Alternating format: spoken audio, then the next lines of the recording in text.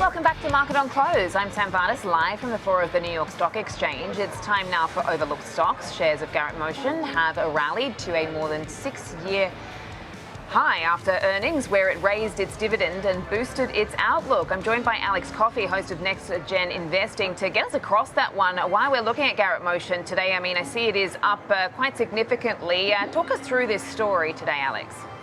Yeah, Garrett Motion, interesting company, Sam. Good afternoon to you. As you mentioned, up almost 20%. That's the primary reason it's popping up on the radar today. But when we look at this company, I think it's important to remember, what this company does, or for those who aren't familiar with it, maybe be introduced to the company that trades with now near a $3 billion market cap. It primarily operates within a core business segment of building superchargers. So looking to improve fuel efficiency within vehicles, both for OEMs as well as aftermarket. One of the culprits for the move today, of course, is due to the earnings that we just got from this company that were better than expected in many ways. They reported their Q2 revenue at $902 million. For that, that would have been a bounce back to growth after a couple quarters, late in 2024 and early 2025 that were a little bit more sluggish on the revenue front. And so for the third quarter, we're looking at 9.2% growth at $902 million. This is an increase from last quarter's 2.5% growth on revenue. When you look at EPS, 38 cents is better than last year's 24 cents. They announced an increased share buyback. They hiked their dividend payout. So they're feeling more confident in providing a little bit more shareholder-friendly activity. They also narrowed their 2025 revenue guidance to 3.5 to 3.6 billion. This is a change from the previous 3.4 to 3.6. Which also was more in line with where the street's estimates were. Okay, so we've seen an improvement, certainly with regards to the earnings, but you mentioned maybe it wasn't so much an easy street for this company, even in the turn to 2025, but still, before the move that we saw today, it was up 40% or so year to date. Can you speak to just the outperformance that we've seen throughout the course of the year for a company like this in terms of the business that it's in? Yeah, I think partially it is that you did see that fundamental picture turn, obviously, but at some point, when you look at this 20% rally, it does change those dynamics just a little bit. You do see that the forward PE, for example, now is going to be closer to 11.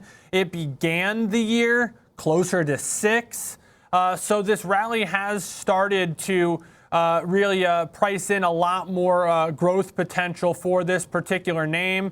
When you look at its performance, though, and you start thinking about maybe what were some of the bullish takeaways, we talked about the headline financial performance. That's a pretty nice growth rate, 6% or so. Their EBIT at $133 million would have been about 14.7% margins. They had robust gasoline segment sales growth of 10%. That drove some share gains in that particular segment. And then we talked about some of those strong shareholder-friendly activities. However, on the bearish side, there's always kind of some good and there's some bad. Even with this 20% jump in share price today, their aftermarket business does show a little bit of continued weakness, so that's something to monitor.